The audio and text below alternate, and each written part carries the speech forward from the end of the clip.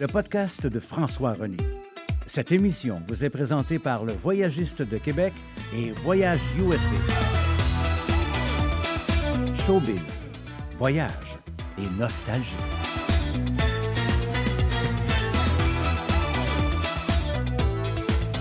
De Québec, de Floride ou d'ailleurs dans le monde, voici François René.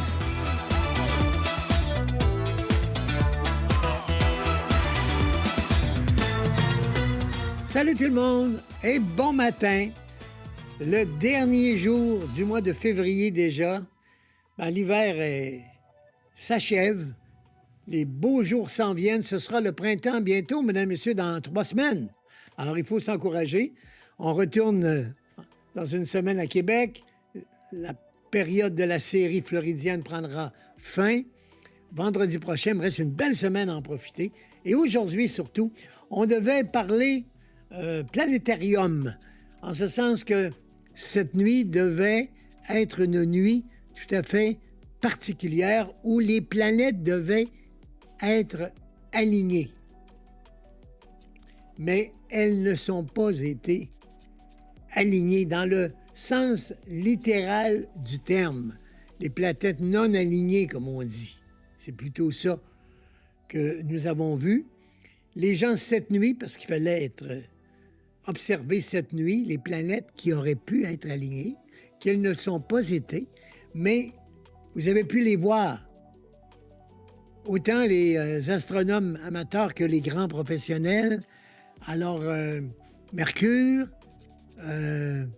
Vénus, Jupiter, Uranus, Mars, Neptune, Saturne, Vénus, je l'ai dit, et Mercure. Donc, 7 planètes, ça devient quand même un phénomène particulier aujourd'hui, un événement astronomique, mais il est faux de prétendre que les planètes ont été ou devaient être, mais ne l'ont pas été, alignées. Donc, c'est un événement, mais c'est quand même pas quelque chose d'absolument unique, comme on prévoyait et comme on annonçait pour la nuit dernière du 28 février. Il y en a que c'est l'anniversaire aujourd'hui, je leur souhaite le bon anniversaire. Puis il y en a d'autres, c'est ni demain ni aujourd'hui, c'est entre les deux. Parce que j'ai des amis, moi, qui sont nés le 29 février. Donc, ils restent jeunes longtemps. Ils ont une fête à chaque 4 ans. Ça reste jeune. Pierre Nadeau, mon chum du Journal de Québec, il a été là avec Serge Drouin, Claude Robert et tous mes amis du journal à l'époque.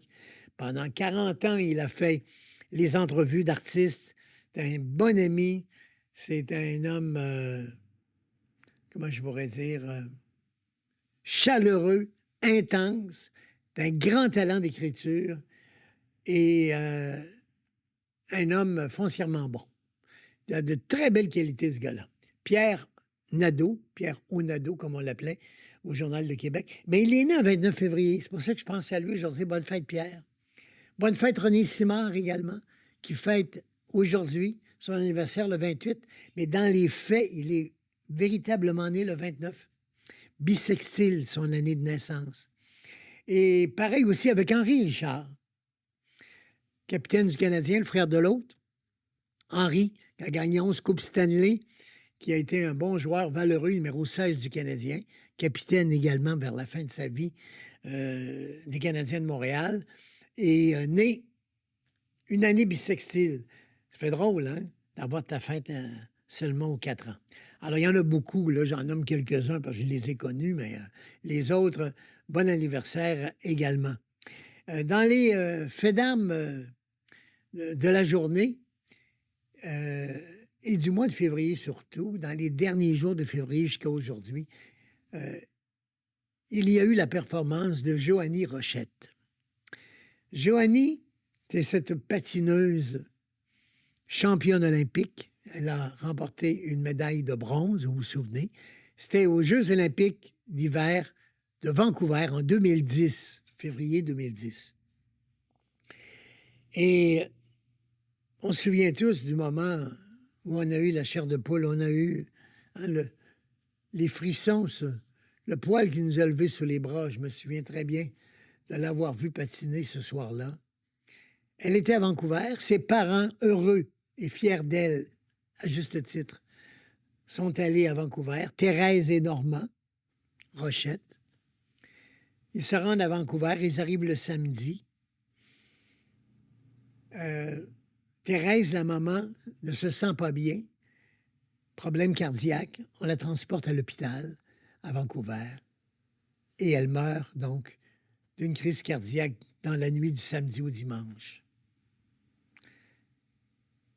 Joanie représente son pays, le Canada et le Québec, bien sûr. C'est une fille, je pense, de Lanaudière, une famille de Lanaudière. Et elle est rendue donc aux Jeux olympiques. Patinage de fantaisie, comme on dit, hein, grande compétition olympique. Et puis, pour sa mère, elle n'abandonne pas. Elle avait dit, ma mère voulait venir me voir, elle a fait le voyage depuis Montréal, et elle serait tellement déçue que je ne participe pas aux Jeux, même si elle vient de décéder. Écoutez, c'est tragique, là. Tu t'en vas aux Olympiques après des années et des années de pratique. Et avant que tu ne sois sur la patinoire pour ta performance, ta maman qui vient d'arriver pour te voir est dans un hôpital et elle décède à Vancouver. Et Joanie a fait sa performance. Et l'une de ses performances sur la chanson « Vol » de Jean-Jacques Goldman, qui était à cette époque-là, 2010, encore pas loin de... C'était sur l'album 2, évidemment. La chanson toutes les chansons ressemblaient à Céline. Elle a vraiment chanté sa vie sur cet album qui a vendu plus de 6 millions de copies dans la francophonie. C'est l'album qui a vendu le plus en français. L'album 2 de Céline, avec toutes des chansons de Jean-Jacques Goldman, qu'il a fait déchanter, qu'il a fait chanter autrement sur ce disque. Elle en a souvent parlé. Et pour sa petite nièce, morte maintenant, de la fibrose kystique, parce que Céline s'est beaucoup intéressée à cette cause. Elle a fait de nombreux spectacles, donné beaucoup d'argent, participé à la fondation pour elle. Et Jean-Jacques Goldman avait été touché par cette histoire. Il avait écrit la chanson « Vol ». Céline terminait son spectacle à cette époque en France. Elle avait chanté au Zénith, je me souviens. Puis elle termine le spectacle presque en larmes, en se rappelant sa petite nièce, dont elle était la marraine. Et puis, vol, vol, petit ange, hein, tu t'en vas dans le ciel, moi, etc. C'était une chanson absolument magnifique de Céline. Et Joanie avait fait une prestation absolument exceptionnelle sur cette chanson de Céline, et ça lui avait rapporté la médaille de bronze. Donc, elle est revenue médaillée des Olympiades d'hiver 2010 à Vancouver. Alors, comme ça, dans les derniers jours de février. Alors, c'est pour ça que je voulais en parler au cours de la semaine. Je ne l'ai pas fait. Le temps nous manque des fois de vous raconter des choses. Aujourd'hui, je prends le temps parce que je m'étais bien promis d'en parler au moins une fois de cet événement qui avait marqué le Québec. Souvenez-vous de tout ça. Joanie Rochette en 2010. Dans une note plus réjouissante, mais importante, Charlie Chaplin, qui arrive de Londres, crée un personnage, Charlot, hein, le fameux personnage avec le chapeau melon, la moustache, toujours un pantalon trop grand pour lui, des gros souliers, et puis un veston un peu poussiéreux, avec une canne dans la main quand il marche. Mais au départ, son premier film, c'était Charlot et le parapluie. Donc, les premières fois, c'est avec un parapluie qui se promène comme ça. Puis on trouve ça tellement bon qu'il n'abandonnera jamais dans son personnage vraiment, non pas le parapluie, mais la canne qu'il va porter. Et il va faire un tas de films à succès, films muets à l'époque, bien sûr. Mais il va créer un 28 février, comme aujourd'hui, le personnage de Charlot, cette espèce de vagabond au grand cœur, à qui lui arrivent toutes sortes d'histoires romantiques. Alors, c'est un personnage qu'on ne peut pas oublier, on l'a tellement vu, encore aujourd'hui. Les cinéphiles en parlent. Et puis, nous, on a toujours cette image fraîche à notre mémoire de Charlie Chaplin, Charlot, avec sa canne et son chapeau melon. Hein? C'est quelque chose quand même. Moins drôle, le 28 février, Hitler va se servir de l'incendie de la veille, parce qu'il y a un très gros, mais vraiment, un immense incendie.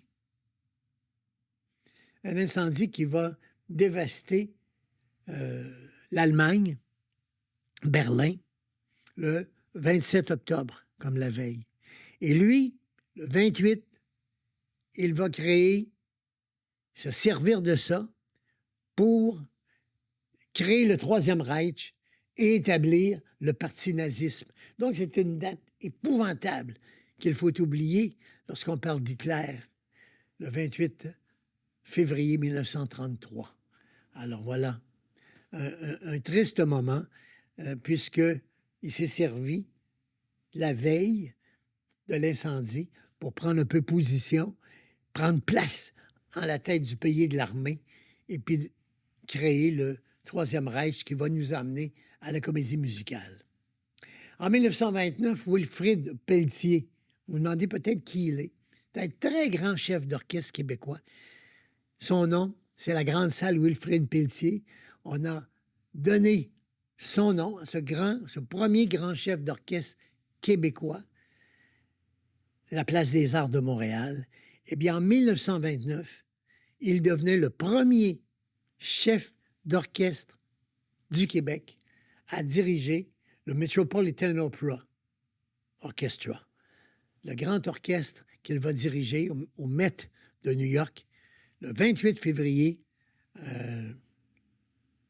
1929. Alors, c'est des dates qu'on peut comme pas oublier. C'est quelque chose de tout à fait particulier. Et je vous raconte, avant d'aller à la pause, une autre histoire que j'avais suivie à l'époque, dans mes premières années à la radio. Il y avait une fille magnifique, Dorothy Stratton, de son nom, d'artiste, si vous voulez. Elle avait un gérant, plus vieux qu'elle un petit peu, il avait, je pense, 26 ans à l'époque, Paul Snyder. Et il est son gérant et il veut faire d'elle une star, tellement elle est belle, tellement elle est unique. Et il dit « Playboy, je vais t'emmener à Los Angeles. » Hugh Hefner et les gens de Playboy vont tomber en bas de leur chaise, comme dit l'expression. Il n'en reviendra pas de ta beauté. Elle était vraiment magnifique, Dorothy Stratton. Elle avait 20 ans.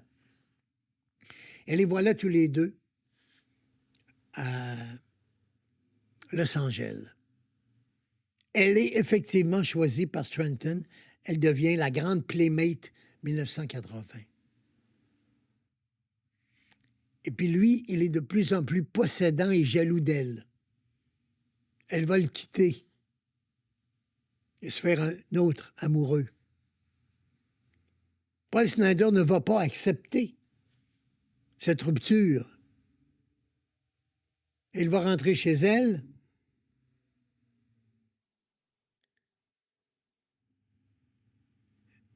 Le 14 août 80, et il va la tuer. Il va l'assassiner. C'est une histoire absolument épouvantable. Ça a fait, je pense, c'était Star 80, quelque chose comme ça, Star 80, le titre du film, puisque son histoire a été racontée au cinéma, cette playmate canadienne qui se fait tuer par son ancien amoureux parce qu'il n'accepte pas la rupture et qui, au tout début d'une carrière qui aurait pu tellement être extraordinaire, elle va mourir à l'âge de 20 ans. Et quelques années après, en 1983, je suis à Los Angeles au Oscar Et Jean Lorrain, un de mes amis journalistes là-bas, m'amène sur la tombe de Marilyn Monroe au West Cemeterium. Et il m'est arrivé très souvent, je dirais, une trentaine de fois d'aller dans ce cimetière, me recueillir sur la tombe de Marilyn, comme le font encore des gens aujourd'hui, là où elle était secrètement enterrée, en fait emmurée, son corps est emmuré. Et à côté, il y a une petite chapelle.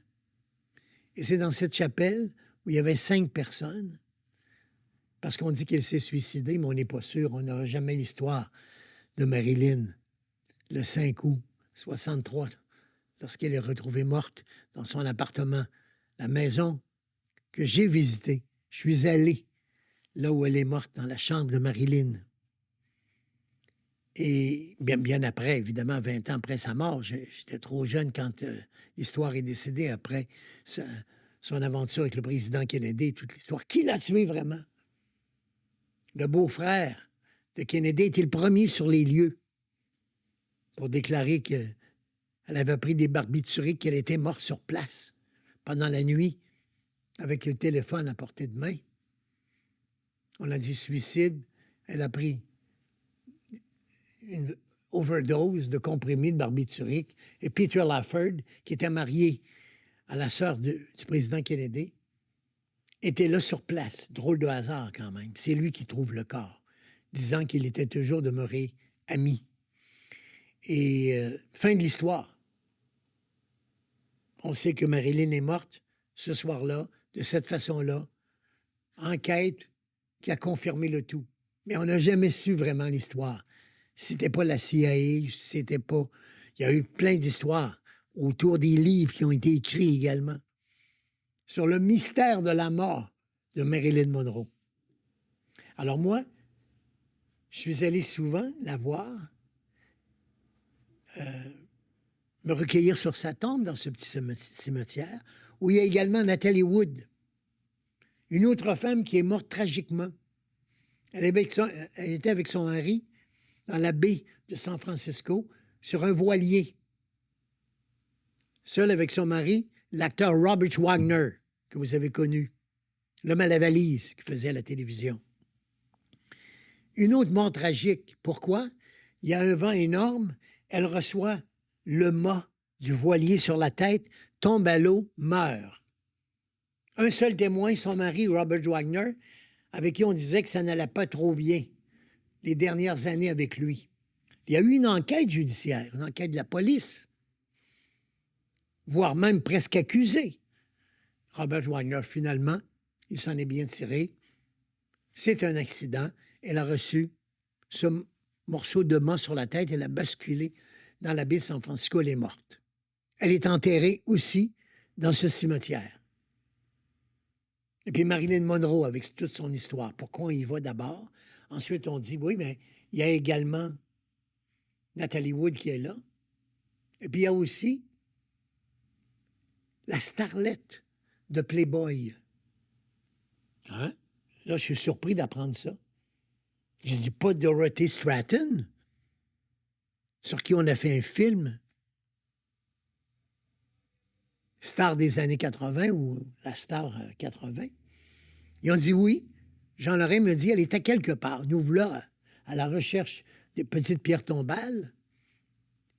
Et j'ai retrouvé, là où est enterrée la Canadienne de Vancouver, Dorothy Stratton, qui a été tuée par Paul Snider, mort tragique. Natalie Wood, dans ce même cimetière, également enterrée là. Et Marilyn Monroe aussi. Non, mais on dit qu'il n'y a qu'un destin pour nos vies.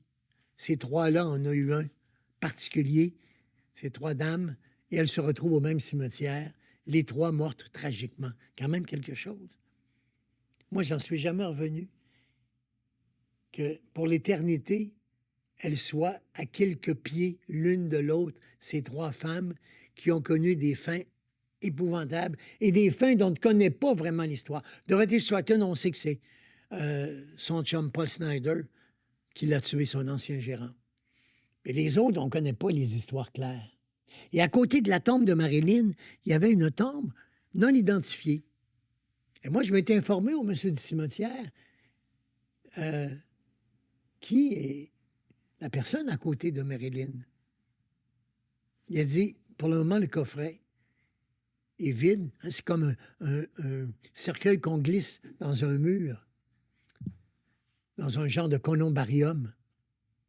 Ils ne sont pas incinérés, mais le tombeau est glissé à l'intérieur. Et c'était vide. Je me demandais bien, moi, qui pouvait avoir réservé le cercueil à côté de Marilyn parce qu'il appartenait à quelqu'un, mais qui était bien vivant, qui n'était pas mort à ce moment-là. Et quand on s'informait qui est là, je ne sais pas, quelqu'un l'a acheté. Et si vous y allez aujourd'hui, ben vous allez voir que c'est Hugh Hefner,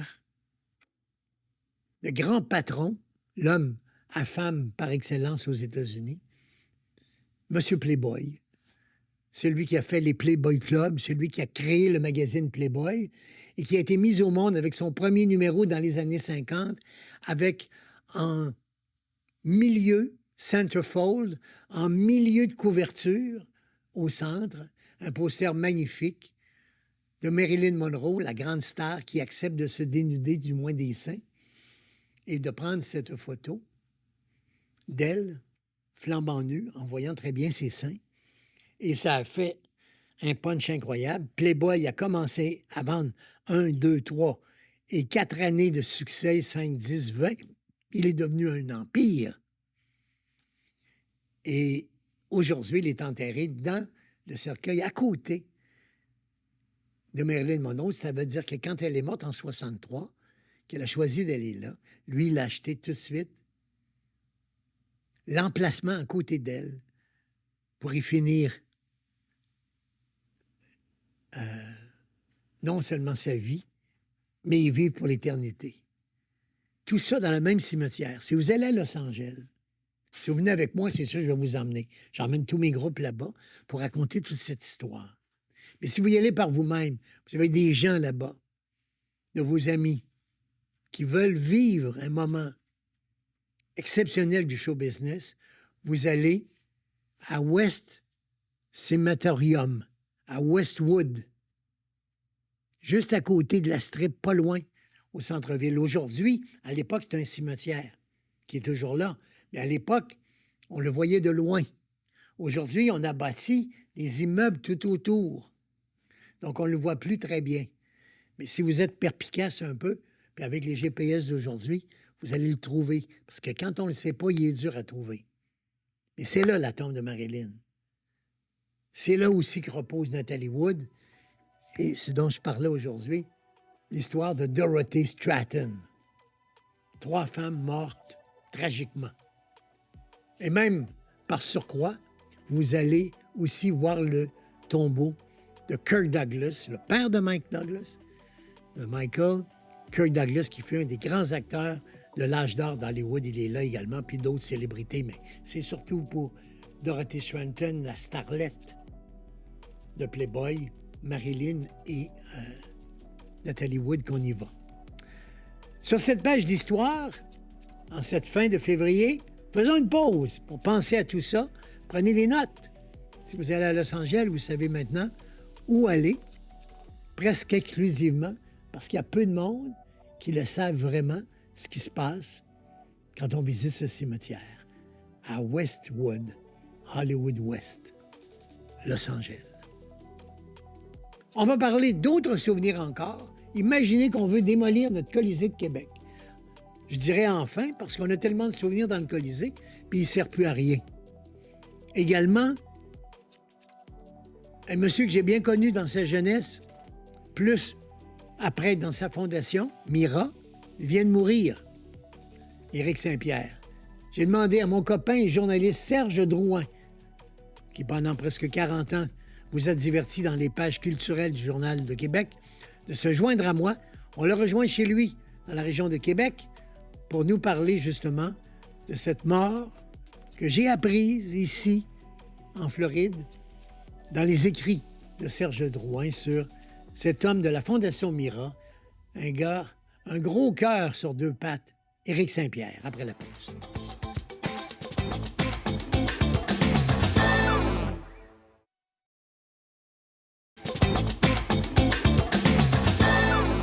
Au cours des derniers jours, on a appris le décès d'un homme qui avait une fondation. Vous en avez beaucoup entendu parler. Il a été pour nous, dans le métier, un gars qui a connu un gros succès, mais qui a été extrêmement populaire. Je parle d'Éric Saint-Pierre.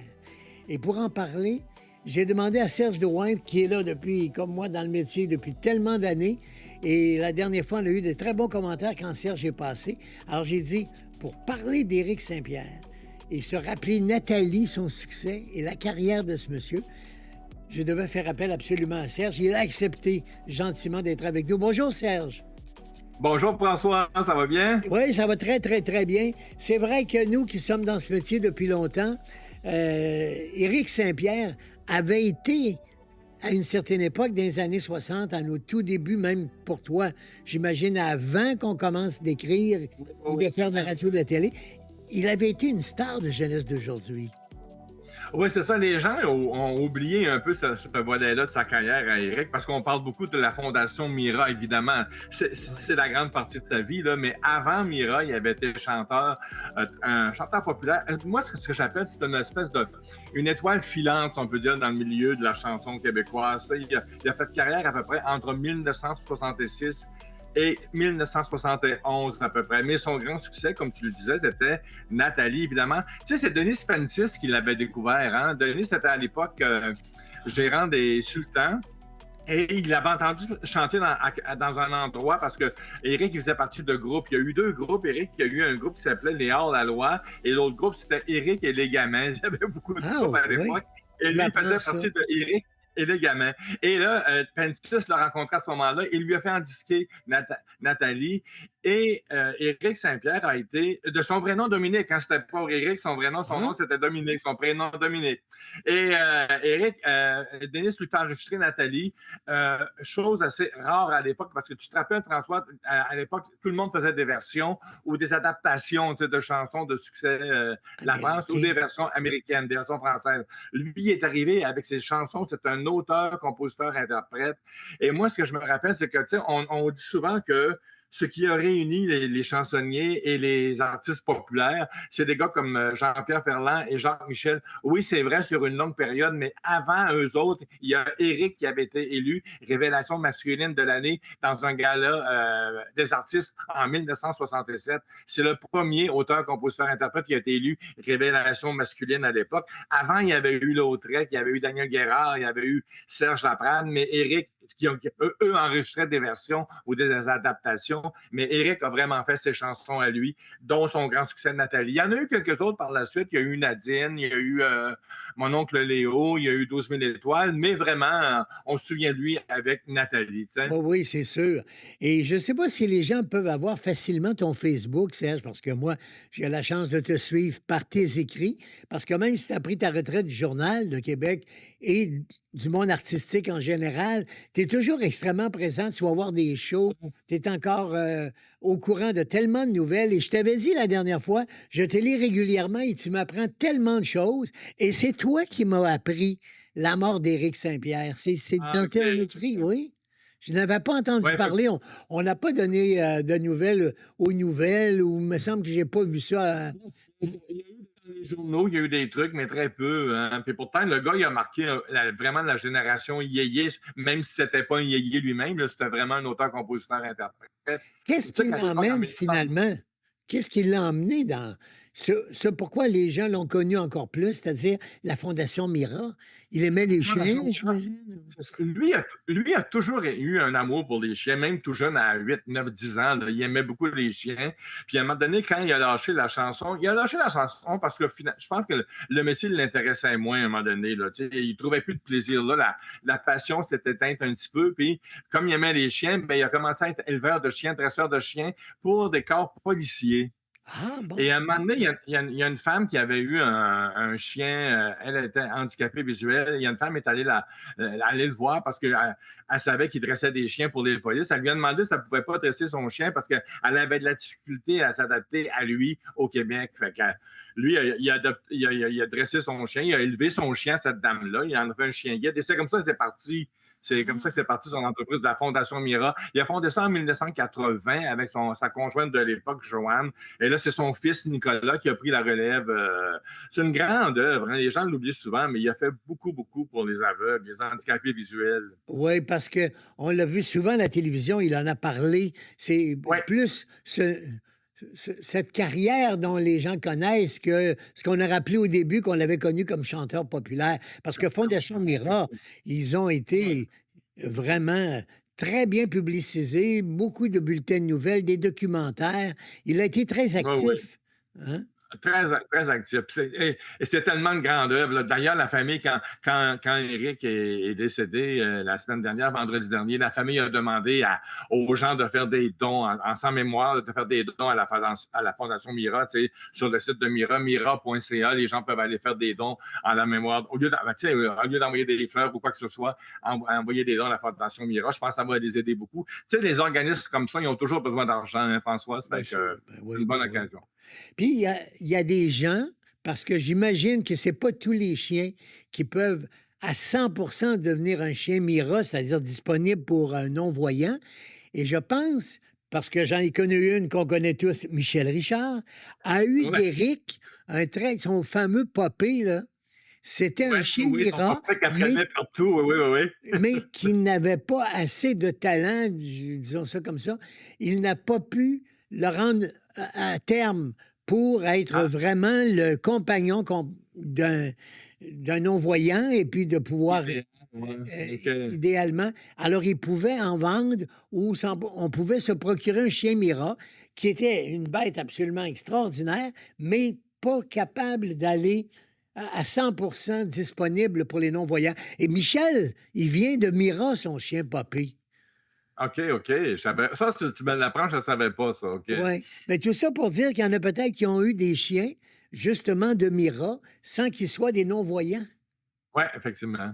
Parce Effectivement, c'est vrai. qu'il avait justement, quand il voyait que le chien ne pouvait pas se rendre aux qualités absolument nécessaires, ben là, il s'organisait pour le présenter ailleurs. En fait, c'est un gars qu'on a connu. Moi, j'ai fait quelques entrevues, mais pas Ouais. comme chanteur.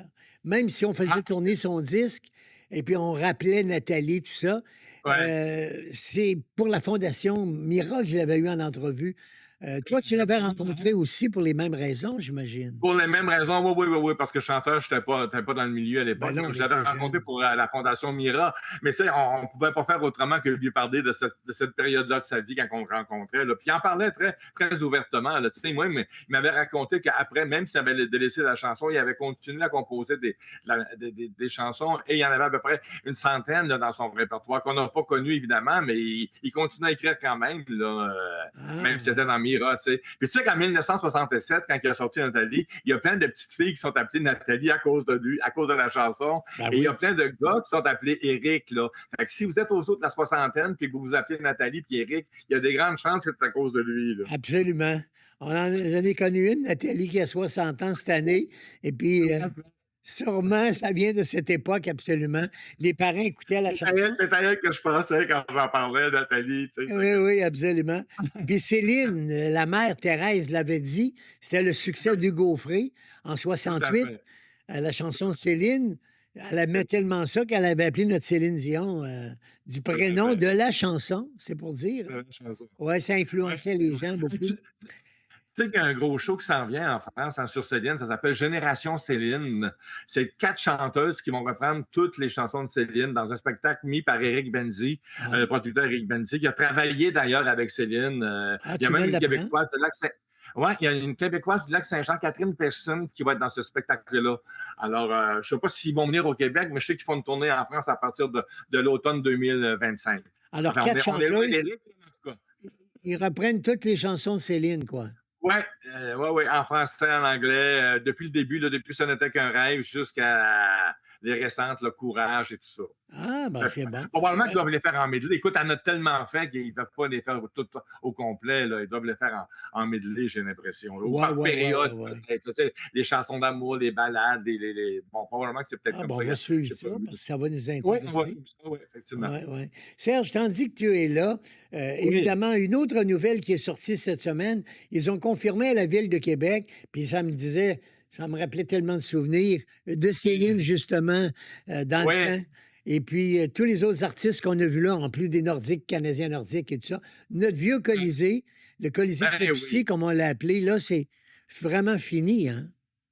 C'est fini. Ils vont on dit pas démolir, François, on dit déconstruire. Parce que, tu sais, On- le Colisée explosera pas. Là. Ils ne feront pas exploser puis ils tireront pas une bombe dessus. Ils vont le déconstruire, si on veut, par section tranquillement. Mais la déconstruction qu'on appelle commencera pas avant 2026. Là. De ce qu'on a su, là, c'est pas avant 2026. ouais. Là, ils veulent en faire un projet immobilier, je pense, avec des logements. Ils veulent faire des logements. C'est parfait. On est en crise du logement, donc c'est parfait. Ouais. Le problème, c'est que je prends des gars comme Patrick Dom qui disait que lui, il va perdre des places de stationnement. Là, s'il y avait des places de stationnement autour du Colisée où les gens pouvaient aller stationner durant le tournoi, puis oui. Alors, je ne sais pas ce qui va arriver avec ça. Là, il y a des navettes là, qui ont conduit les gens cette année, mettons, d'un endroit au tournoi, puis oui. Mais tu sais, les navettes, l'hiver, là, à moins 25, attendre l'autobus avec des enfants, c'est pas toujours agréable. L'été, pour aller dans des festivals d'été, ça peut aller. Mais l'hiver, c'est un peu plus tannant là, dans le Ouais. tournoi. Mais je ne sais pas ce qui va arriver, mais ils vont perdre du stationnement un peu. Mais ils vont peut-être sûrement trouver des solutions, tu sais. Oui, oui, oui, mais mais c'est quand même une grosse nouvelle. Moi, je l'ai lu ici de la Floride. Je me dis, ah, le Colisée, ça m'a rappelé tout de suite des souvenirs. Petit gars, pour tellement, aller voir les As de tellement Québec, puis tous nos games canadiens nordiques, ça a été Nordique, extraordinaire. oui. Et les shows, tous les grands artistes sont passés par le Colisée. Ce Hein? sont tous passés par moi. J'ai vu David Bowie, j'ai vu Elton John, j'ai vu Metallica. Il y a plein de shows. Même moi, je trouve que un des meilleurs spectacles que j'ai vu, c'est celui de Bon Jovi. Au Colisée, il y avait une passerelle autour de la salle, dans la salle, puis c'était vraiment très bon. Les spectacles de Céline aussi étaient très bons au Colisée. Il y a eu des grands moments. Là. Puis il y a eu des grands joueurs de hockey, comme tu parles, là, les Guy Lafleur, Jean Béliveau, tout ce monde-là, ils ont tous joué. Les Stachny, les frères Stachny. Non, c'est beaucoup, beaucoup de souvenirs. Là. Mais je pense que c'était la décision à prendre. Moi, je pense... Ouais, là, il n'y avait rien dans le Colisée ici. Il n'y avait rien depuis 10 ans. C'est ça, il n'y avait rien depuis 10 ans. Fait qu'aussi bien Ouais. le législateur peut en faire profiter des gens s'ils peuvent se trouver des loyers ou un appartement. C'est un édifice à logement qu'ils veulent faire, donc bravo. Là, Ouais. comme ça, rien pour aussi bien que servir à des gens. T'sais. Mais les temps changent quand même. Je me souviens du C'est incroyable. Colisée. Hein? Tout n'est plus pareil autour. C'est vraiment une autre époque. Là, Moi qui ai aimé les chevaux, il n'y a plus d'hippodrome de Québec, il y a le Vidéotron. Il n'y a plus vraiment l'Expo Québec qu'on a connu avec nos spectacles qu'on faisait devant le Palais Central. On passait à des 10 heures par jour sur le terrain de l'Expo. Ça n'arrête pas. Là, le paysage est complètement changé. complètement changé. C'est complètement un autre univers. Là. C'est vraiment plus... De ce qu'on a connu, il ne reste plus grand-chose, François. Oui. Puis le marché de Québec, est-ce que ça va bien? Le marché de légumes, fruits et légumes, les artisans, puis tout ça, là? Ah, ils ont de la difficulté. Les grands marchés, là, ils ont de la difficulté. Le grand marché de Québec.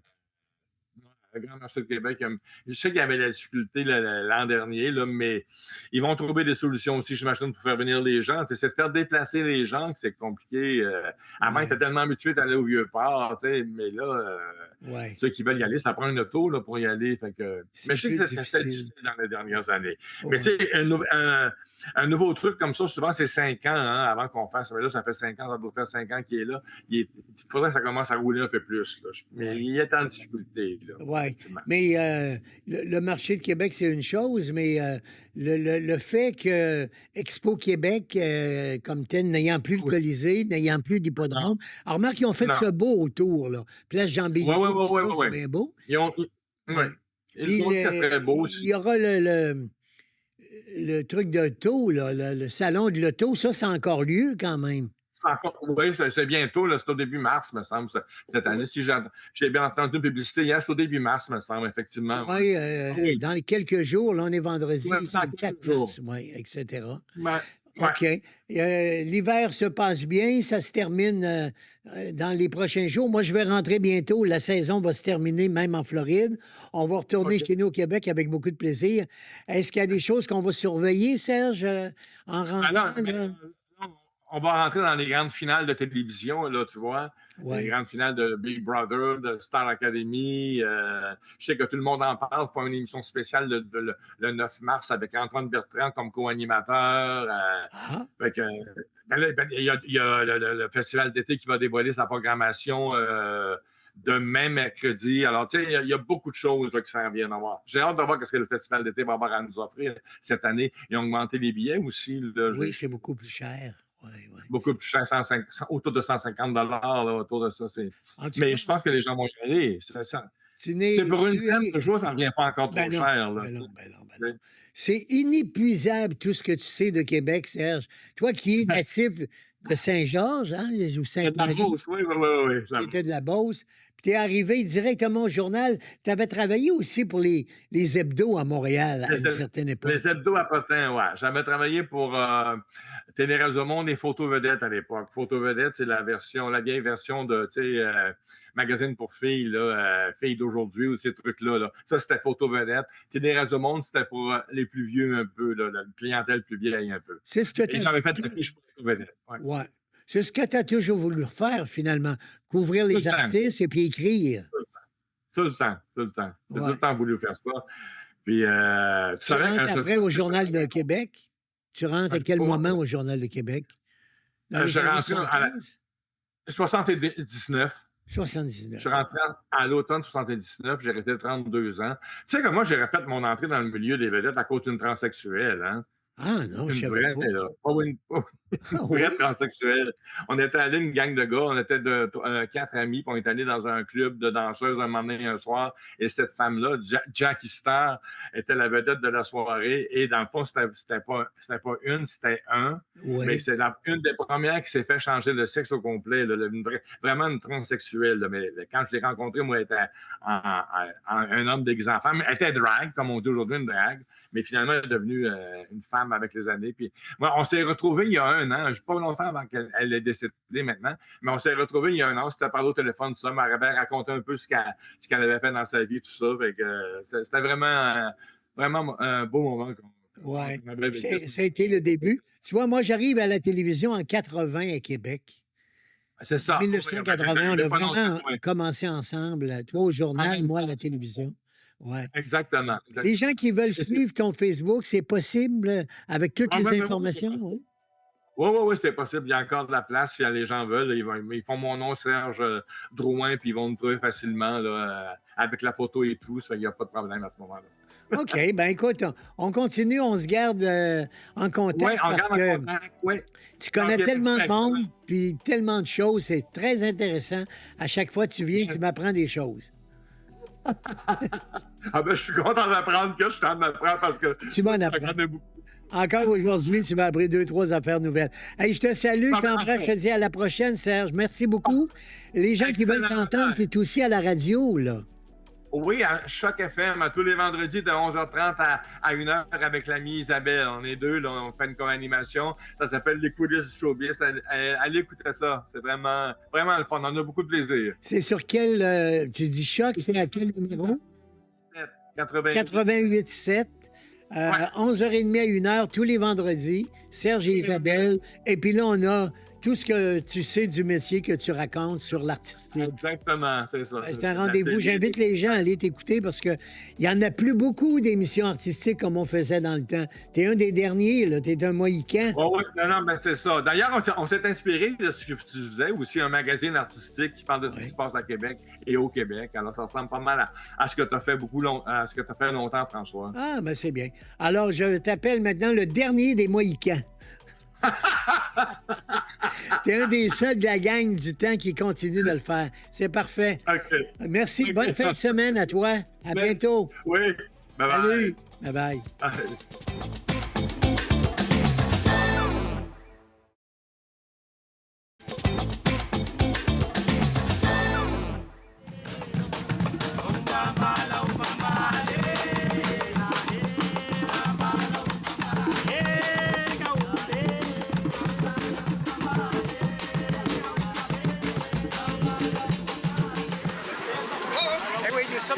Madagascar, déjà. Moi, on a le tuk-tuk. Tout est c'est bon.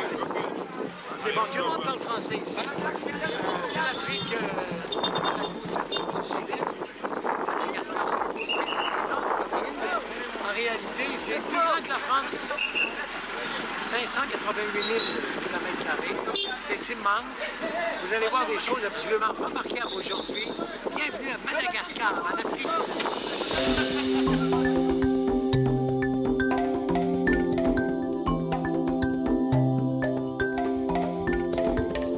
Alors, la journée, nous la passons de façon très particulière. Hein? On est dans les tuk-tuk.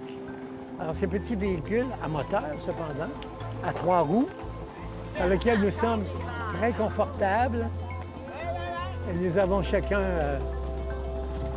des couples, notre petite voiture pour la journée qui nous emmène sur les plages, à la ville et sur les plus beaux points de vue panoramiques.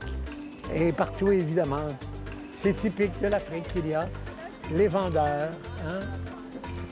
Ces jeunes qui nous suivent et qui tentent de gagner un peu leur vie, de nous vendre les paréos, hein, les foulards, les pierres, la vanille, et tous leurs produits.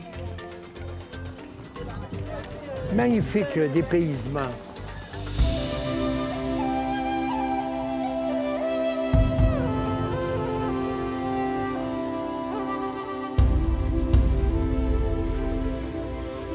C'est pas la grande richesse, on vous l'a dit, mais on est au cœur même du pays avec tous ces jeunes qui nous vendent leurs choses. Pour certains, parmi les voyageurs, c'est embarrassant.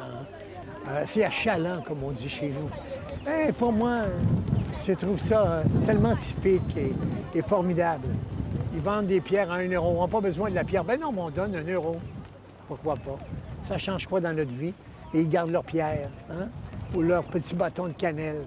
Mais surtout, s'il n'y a pas cette richesse dont on parle, il y a une joie de vivre.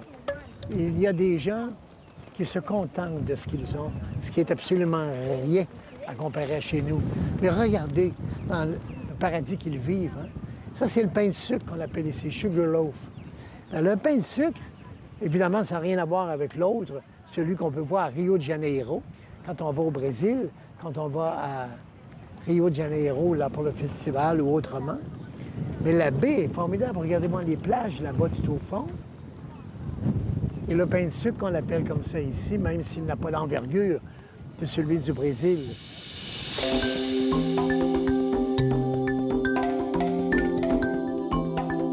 Alors voilà, dans la vallée des Baobabs, nous sommes à Madagascar, mesdames et messieurs. Nous venons de débarquer de notre navire. Madagascar, une île très importante, une île française aussi. On parle anglais, mais vous allez voir, beaucoup des gens du pays parlent aussi très bien français. C'est grand, c'est une immense île. 588 000 km², quelque chose par là. Quand vous pensez que c'est 500 et quelques la France, ça veut dire que Madagascar est plus grande en superficie que l'Hexagone, le pays de la France. C'est quand même quelque chose. Alors, on est dans la faune, on est dans le dépaysement total, vous allez voir. J'ai déjà mon petit T-shirt pour les encourager de Baobab, un vrai T-shirt de Madagascar.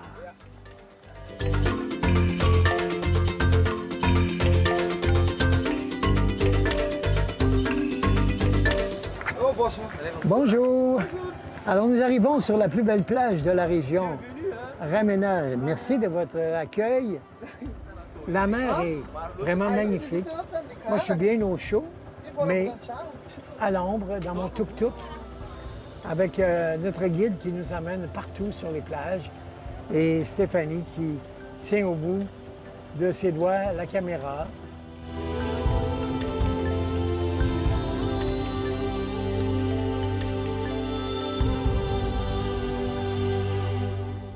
Exceptionnel. En fait, j'ai pas de mots. Je sortirais des vieux sacs québécois, là, pour dire, ça se peut pas. La blancheur du sable, un sable fin, une farine blanche à perte de vue, mais tout le tour. Ici, de cette partie est de Madagascar. Évidemment, beaucoup de touristes à ce temps-ci de l'année. Vous voyez, tous les gens sont faciles à reconnaître. qui arrivent avec leur serviette, qui arrivent avec leur chapeau, qui arrivent tout blancs pour prendre du soleil. Les autres sont plus faciles à reconnaître. Mais regardez la douceur de l'eau. Croyez-moi, là, c'est absolument unique. On dit émeraude ici, plusieurs teintes d'eau. Les jeunes qui s'y baignent, toutes les barques de pêcheurs qui vont prendre le poisson que nous pourrons voir manger dans quelques instants, une belle langouste que vous verrez, une langouste extraordinaire qui vient de sortir d'un canot de pêcheur directement de l'eau et qu'on va déguster dans un moment. Non, mais c'est Thibault quand même. La nature, le bord de mer d'un pays qu'on ne connaît pas beaucoup, qui est pourtant une grande île, Madagascar. L'Afrique de l'Est, Regardez les bars partout, les gens qui viennent s'apprivoiser, passer leur temps, manger de la langouste, oui, le camaron, c'est un genre de crevette, mais paraît-il pas du tout semblable.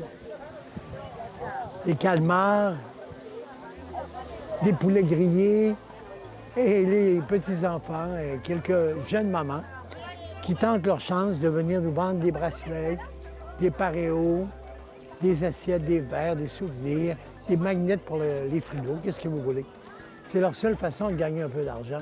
Des petits moments de 15-16 ans déjà avec des enfants. La plage est magnifique, magnifique. L'eau est chaude. C'est l'océan Indien.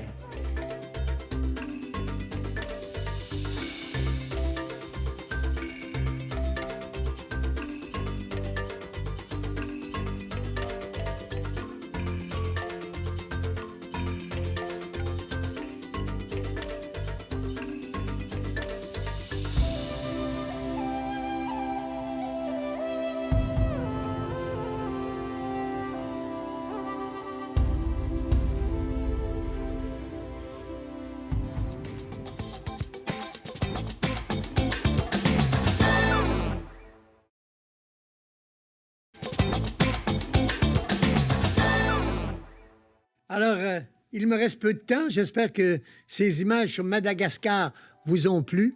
Ça faisait partie de notre voyage du temps des fêtes. On avait tourné ça, c'était fait des mois.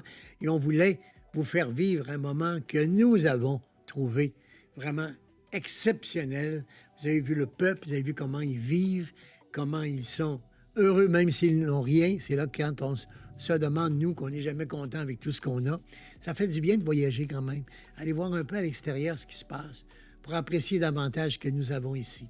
Madagascar, en Afrique, ce fut l'une de nos escales lors de notre croisière du temps des fêtes dernier et nous avons, à cette occasion, tourné ces images. Merci à Serge Drouin qui nous a rappelé aussi des bons moments et à vous d'avoir été là toute la semaine.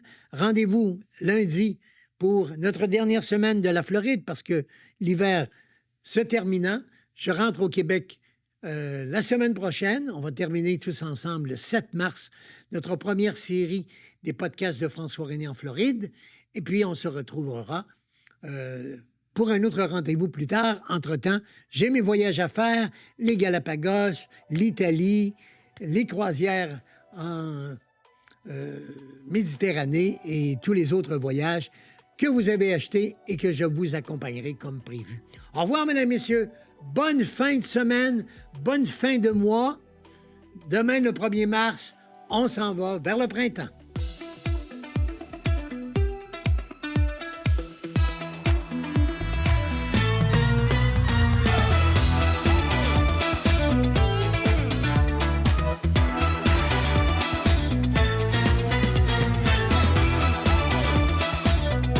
Cette émission vous a été présentée par le Voyagiste de Québec et Voyagiste USA.